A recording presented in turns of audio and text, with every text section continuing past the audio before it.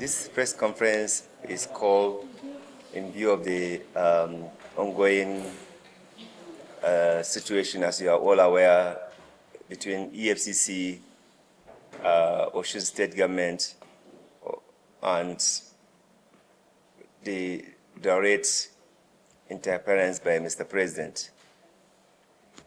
The Civil Society Legislative Advocacy Center, which is the Transparency International Nigeria, is deeply concerned about the implication of the President Bola Tinubu's directive or direct intervention in the Economic and Financial Crimes Commission action concerning the account of the Osun State government.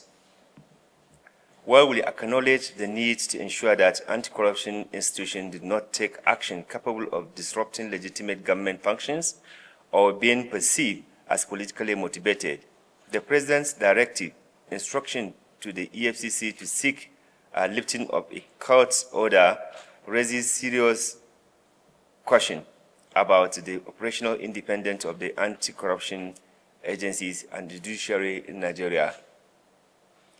The EFCC was established by the law to investigate, prevent, and prosecute economic and financial crimes.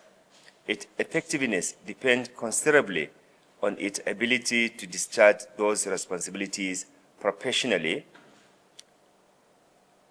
impartially, and without political interference.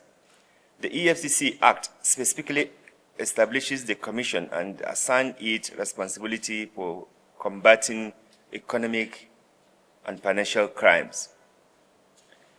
If freezing of Osun State government account was based on credible evidence that the public funds were at risk of diversion, misappropriation, or misuse, the appropriate response should have been to allow the courts and the investigative process to take their course. Public money does not belong to any governor, political party, or administration, including Mr. President. Therefore, where an anti-corruption institution has reasonable grounds to believe that public resources are threatened, protecting such funds should ordinarily be regarded as part of statutory responsibility. What is particularly troubling is the President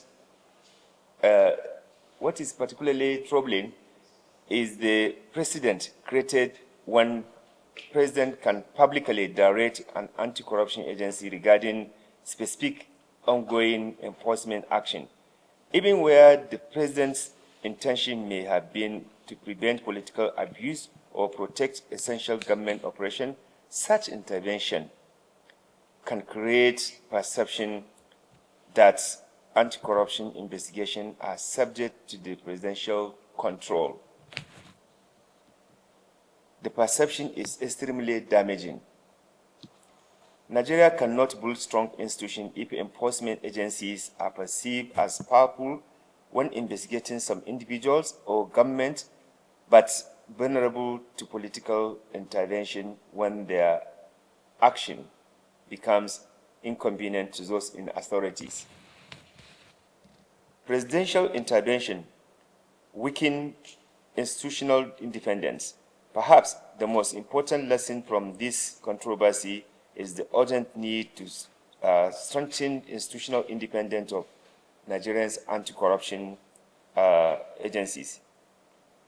An EFCC chairman should be capable of making lawful operational decisions and defending those decisions before the court and the Nigeria public without waiting for political instruction from the presidency.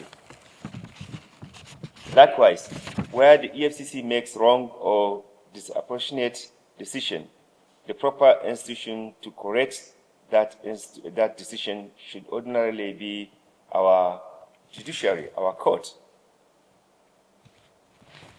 The President should provide moral and policy support for the fight against corruption, ensure adequate funding, and protect anti-corruption institutions from political interference and control.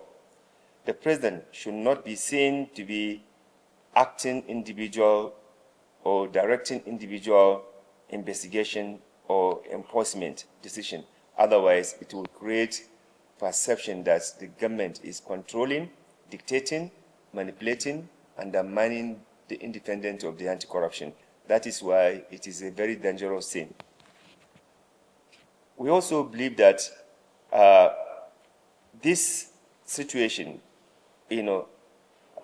lifting the restriction on the account cannot and should not be the end of the investigation that EFCC that has credible information and record about the activities that led to this, taking of this. So lifting this should not terminate the efforts of EFCC to continue to pursue its work.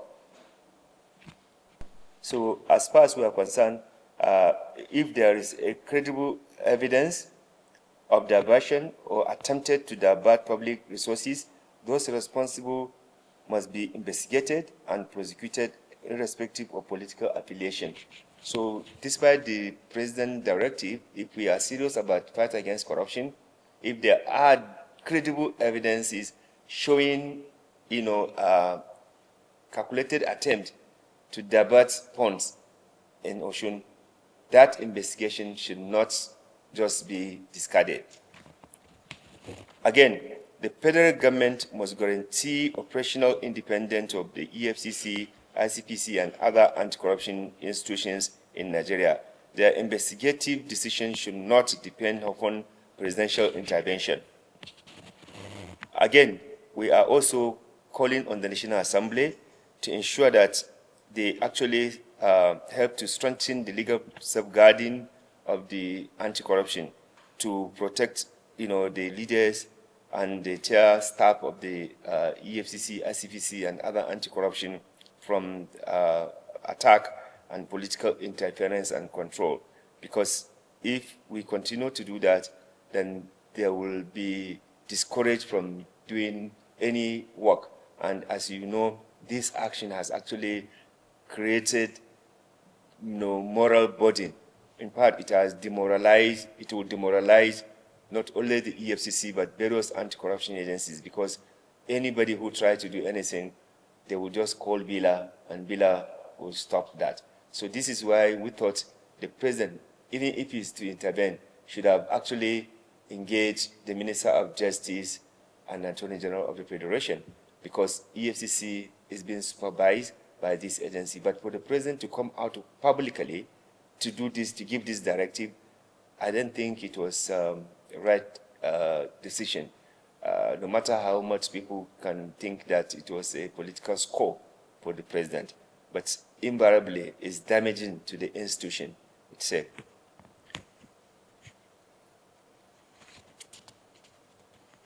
We insist that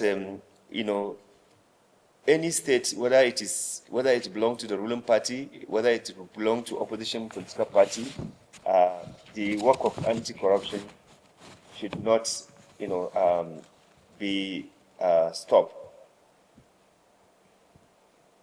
When you undermine the work of the anti-corruption agencies to investigate, to prosecute, and even freeze temporarily account, is it when the looting is done, then that you will now start crying? So we think there's need to have a better approach to this. The larger concern, therefore, actually goes beyond just Osun State. It is about whether Nigeria genuinely wants to independent institution capable of protecting public resources without fear, favor, or political interference. We have noticed that one fundamental question was ignored in this whole situation, and that is, who protects the money of the people of Osun when alarm bell rings? Who will now go and be able to stop the politician from taking this money? And I want to say categorically here that the Osun State did not say all their accounts had been, blocked. There is a particular account that EFCC noticed suspicious movement, of funds. And that is why they have done what the law empowered them to do. And if there is any issue, like the Osun had attempted to do, the Osun state government had attempted to do, was to go to court. And the president should have allowed the legal process to actually, take its course. Because now it's going to be free for all. We have said it number of that time. The federal money does not belong to the president. The state money does not belong to the state governor. Local government money does not belong to the local government chairman. And if you are to go with this kind of arrangement, anytime there's an election or there's a political work, you will now dip your hand into the state treasury or the federal treasury or the local government treasury to finance those things. I don't think that is what we have called for in democracy. Ladies and gentlemen, we know that issues of,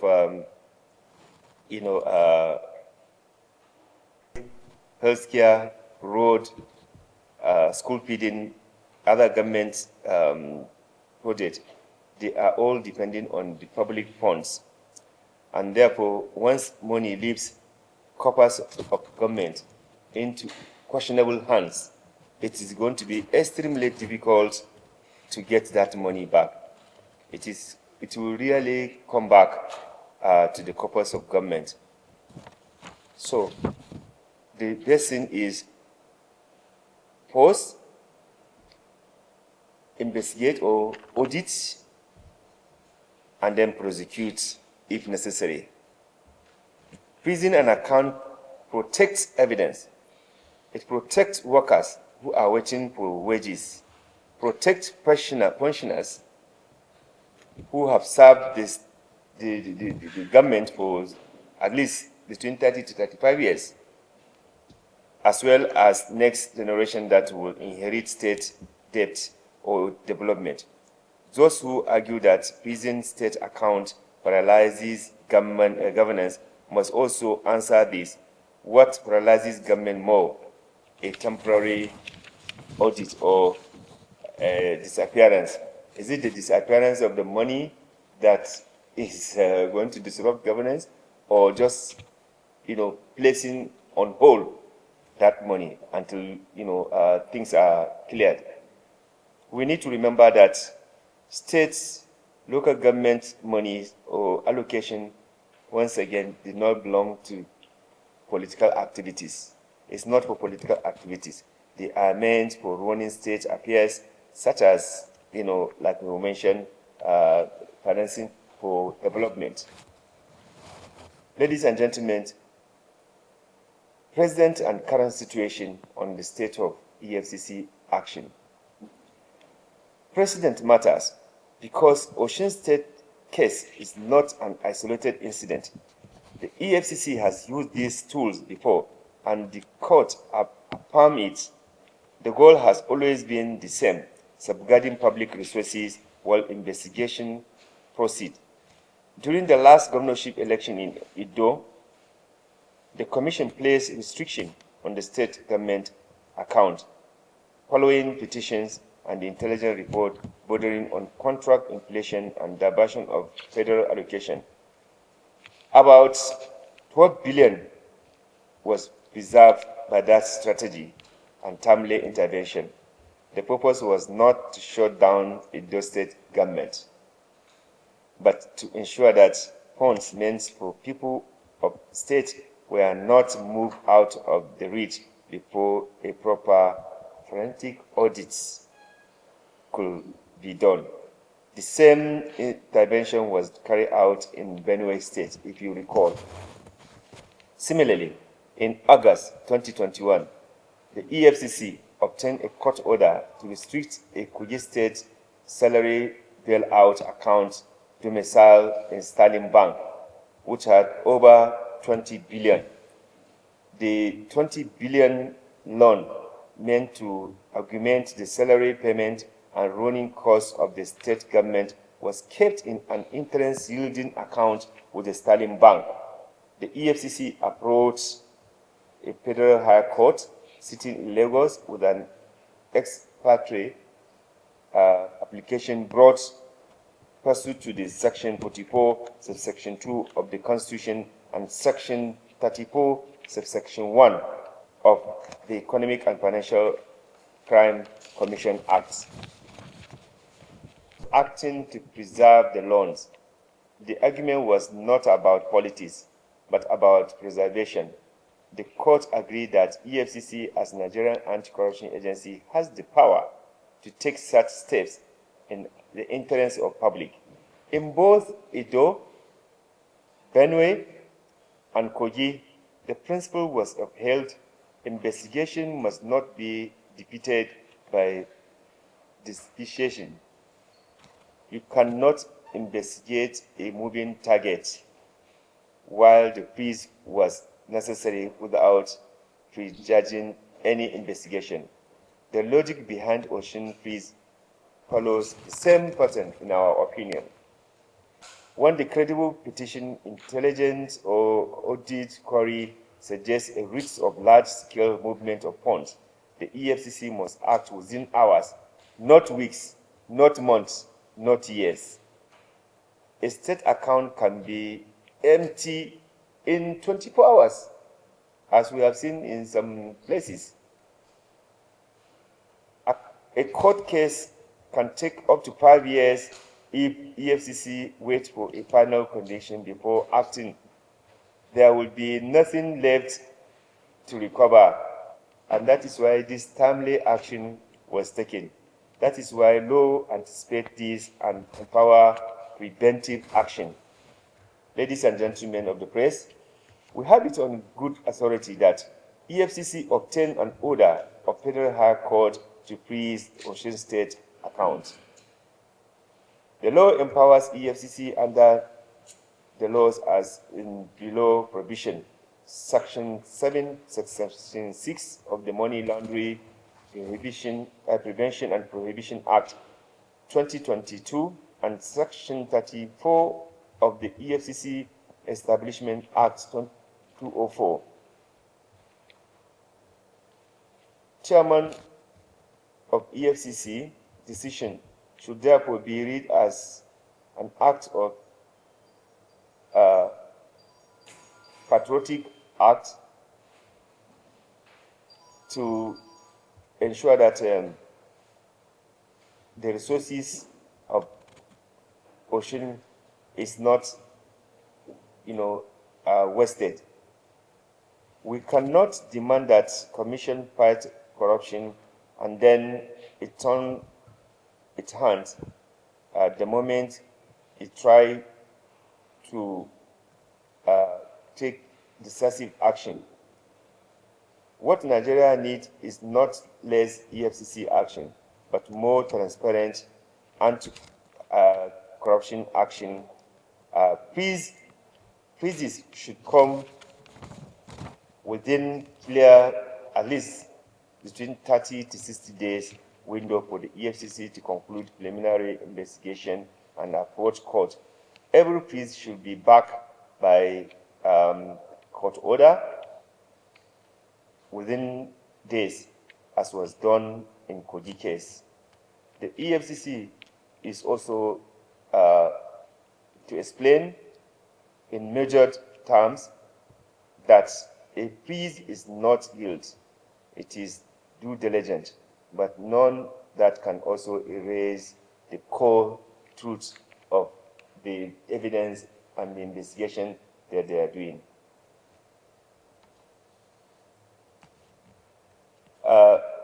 Mr. Kayode and his team in EFCC, in our own opinion, they acted to protect Osun Treasury. For that, he and his team deserve commendation, not public condemnation, orchestrated by politicians who did not also in the first place believe even in the work of anti-corruption in Nigeria. History will remember whether the money meant for Osun people was protected or lost.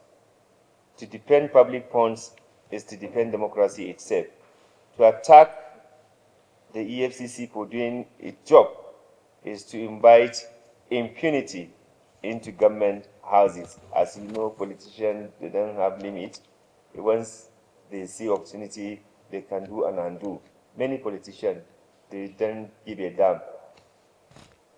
So therefore, the EFCC made the right call in freezing Osun accounts, and this reminded every public officer in Nigeria about one single truth, and that is to say, treasury does not belong to you, it belongs to the people.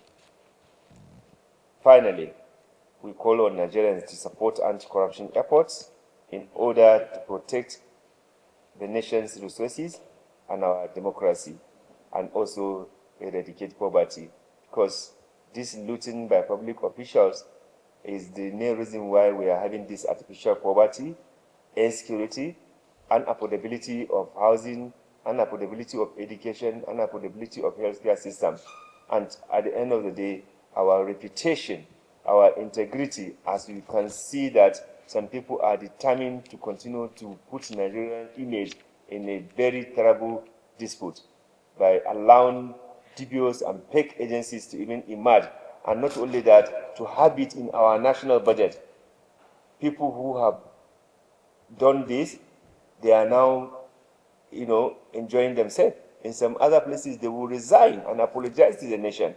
From the budget, DG budget, to the head of service, to the accountant general, to the people in CBN who opened that account, to the people that facilitated the office in the Federal Secretariat, to the people in the assembly that have approved the budget, all of them, if there's a shame, if there's a political integrity, they should at least own up to the fact that they have committed atrocities against Nigeria, apologize, and take necessary action to protect our institutional integrity, so that anybody who is relating with Nigeria will know that you are relating with a responsible institution. Now you have through chaos, confusion to international community. They don't know who is genuine now. They don't know who they are relating with. And until you come out openly to own this and apologize and take action. But if you do all this preventive thing, try to protect some individual, the integrity of this country will continue to be called to question. Ladies and gentlemen, I want to thank you for coming. Let's work together to ensure that we protect our anti-corruption agencies. If they do anything wrong, let us point it out to them. We are not in any way supporting any agency to do any illegal thing. All that we are saying is that you have created agencies, allow them to do their work. If there are any impression or anything that has not been done rightly, the right thing to follow is to follow through the court, through the judiciary. But to begin to do bullying, to begin to incite public against the people who have committed their life to protecting your resources, we don't think it is fair. So there's need to strike the balance. There's need to strike the balance. None of the people in EFCC, ICPC, and anti-corruption, they have life insurance. They are doing this just for the purpose of our country to get it right.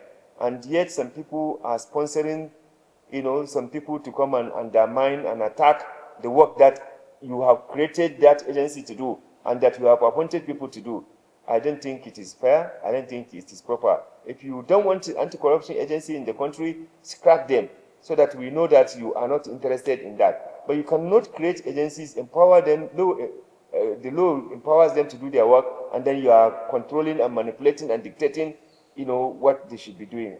So, like we mentioned in the statement, we want EFCC to continue to investigate and ensure that they protect Osun's public funds. Not only Osun State, there are several states. In fact, EFCC currently is actually doing the same thing, investigating funds in about 18 states where there are state governors. And these are ruling party states, actually, where their governors have turned public funds into more of like private funds. If you don't support EFCC to continue to do this work, I am telling you what you will see in the country will be a big problem, because there will not be even money to even do any development in Nigeria. Because if a chief executive officer of the state or local government will now turn public funds for personal use. Because the question you need to ask, the account that EFCC frees, is it a salary account? No, it's not a salary account. It is one of the dedicated accounts that are meant to do this chua-chua. So that is why they saw it. There are several accounts that Osun State is operating, but EFCC did not go to block every account. So let us be honest. Let us be, sincere. What the president has done is to create condition for vulnerability of the EFCC, people. Like I said, president could have simply called the attention of the Minister of Justice and Attorney General, because he is the supervising officer of the EFCC, even if at all he must intervene. But to come out directly to do this, I'm sure some opposition political party, they have already taken the president up on that. It is not good for the image and reputation of Mr. President. Whoever advised him to do that, in my opinion, he has not actually done good for the president. He has actually done political damage to Mr. President.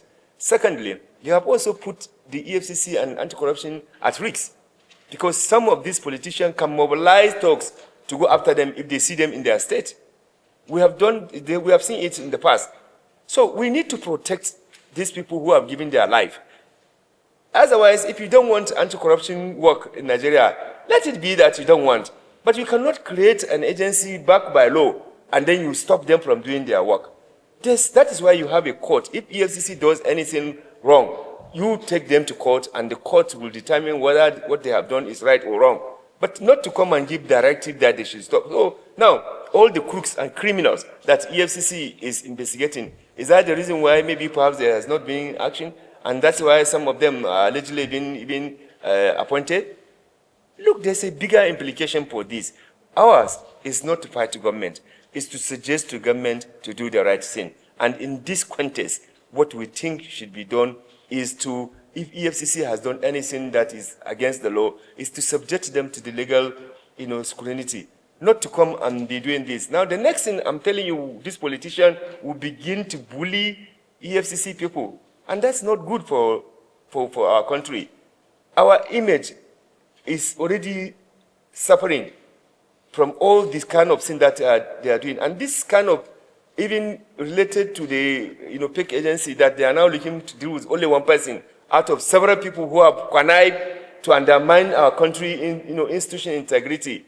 They are trying to shell them and now say only one person. How can one person perpetrate that kind of fraud? If they are serious, any agency head, any person that was involved in facilitating the existence of that fake agency, let that person, confess, surrender, resign where possible. Otherwise, the confidence of international community and Nigerians will not be restored if you say you are determined to protect some people that, okay, they have not done anything. It is only one man.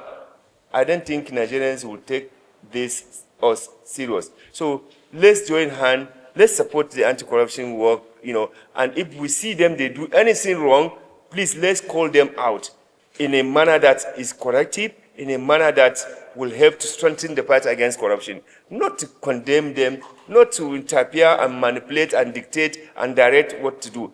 Otherwise, it is no longer independent agencies. Thank you very much.